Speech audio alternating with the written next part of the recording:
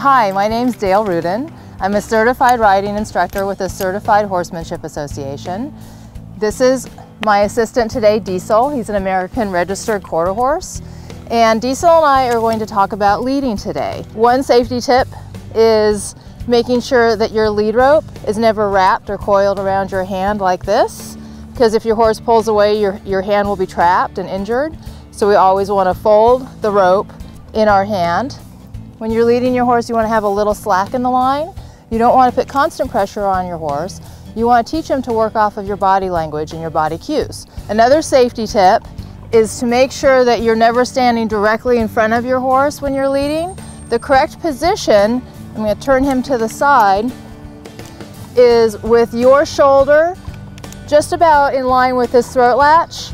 What this does for you is it allows you to control his head and to see what he's doing while you're leading him. So when we lead our horse, what we want to do is we want to point a laser beam. We want to imagine we have a laser beam that points out of our sternum, and whatever direction we want our horse to go, that's what we want to, where we want to aim our laser beam. So when we ask our horse to walk forward, we're going to point our laser beam forward. If I want to go to the left, I'm going to point that laser beam to the left. And if I want to turn to the right, I'm going to point my laser beam to the right. Now when I'm ready to ask my horse to stop, I'm going to point my laser beam to the point of his shoulder, and that's going to be his cue to stop. Horses are very visual and they take cues from other members of the herd when they're interacting. So I'm going to give him visual cues too. That makes it easy for him to understand what I want, and then I don't have to pull on him and tug on him to get him to respond to me.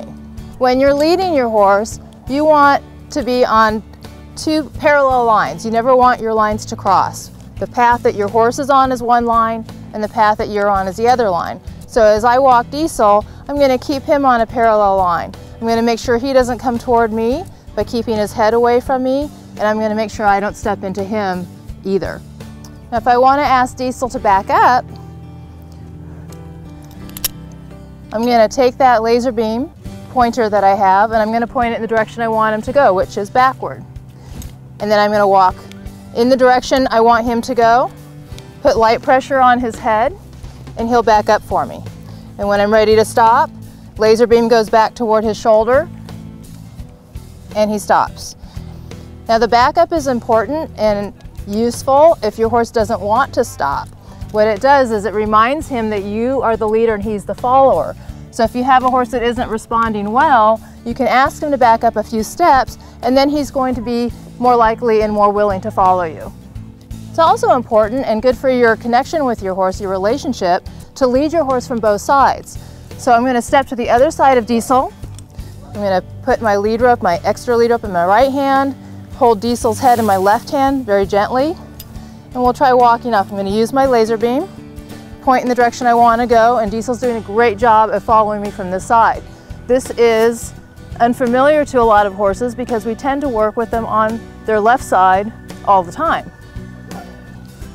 But when you're holding your horse for the farrier or for the vet, it's important that he's acclimated to having you work on both sides of his body.